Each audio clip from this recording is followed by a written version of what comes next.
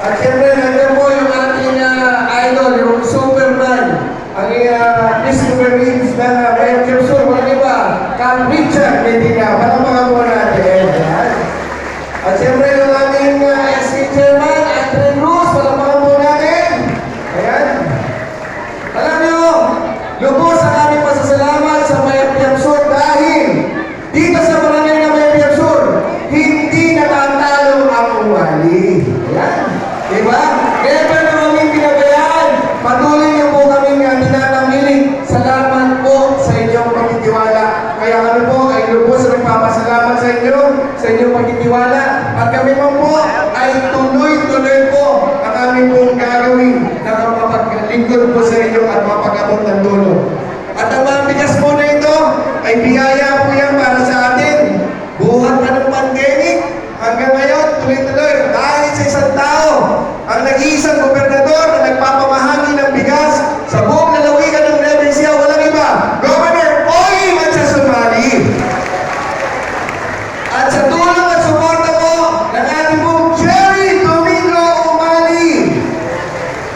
At kaya tuloy-tuloy po yan ang pamamahagi ng bigas sa tulong na rin po ng ating Vice Governor Lemon Umali. Ayan. Kaya ang tanong ko po sa inyo, gusto nyo po ba ulitin natin ito? Gusto nyo po? Ulitin natin? Bakit po? Na-miss nyo po ba kami?